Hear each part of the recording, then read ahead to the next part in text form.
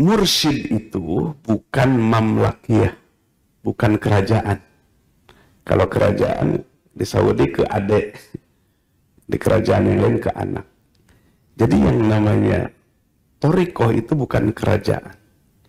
Tapi thariqah itu disebutkan tadi dalam syurutul mursyid, ayyakuna ma'zunan min syaikhihi fil irsyad.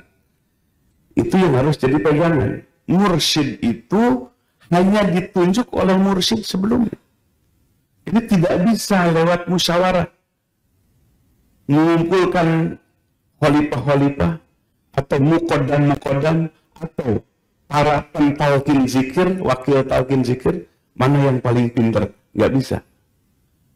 Jadi mursyid itu mutlak dari atas. Ayakuna ma'zunan min syaikhi fil irsyad. Jadi tugaskan. Kenapa? Karena mursyid yang hakiki yang tahu kondisi ahwal para muridnya dan siapa yang layak untuk menjadi mursyid penggantinya. Maka oleh sebab itu kesalahan besar di dalam bertarekat ketika menjadikan mursyid dengan cara anaknya. Kalau Gus mah boleh, kiai. Tapi kalau mursyid nggak bisa. Maka dalam kitab Al-Anwar Al-Qudsiyah di Ma'rifati Qawaidis Sufiyah, Syekh Abdul Wahab Asy-Sya'rani radhiyallahu an menjelaskan, beliau hidup di abad ke-10 Hijriah. Beliau melihat ada thariqah-thariqah yang dikibarkan, tapi mursyidnya tidak memenuhi persyaratan mursyid.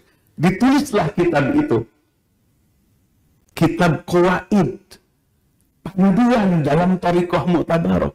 Maka syarat mursyid ayyakuna ma'zunan min syaikil irsyad. Jadi harus ditunjuk oleh mursyid sebelumnya, karena mursyid yang mengetahui kondisi ahwal para muridnya, mana yang punya kecakapan, mana yang layak. Dan itu pun menunggu ilham. Bukan pribadi, tapi menunggu ilham.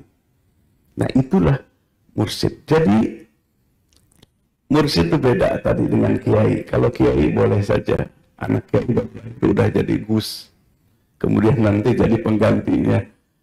Itu adalah tradisi kiai dan pesantrennya. Tapi mursyid dan thariqah beda sekali. Maka itu adalah mengikuti manhaj kenabian.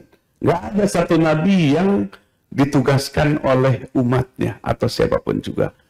Tapi maka kalimatnya itu, Allahu yastofi minal malaikati rusulan wa minan nas. Allah yang memilih utusannya dari dua kelompok. Para malaikat, nggak semua malaikat jadi utusan, tapi Jibril. Yang kedua, dari manusia, para nabi, para rasul. Termasuk dalam ilmu tasawuf, ayat itu menunjuk yastofi yang dipilih oleh Allah adalah para mursyid. Jadi dari atas mandat atau izin tarbiyah untuk memberikan bimbingan.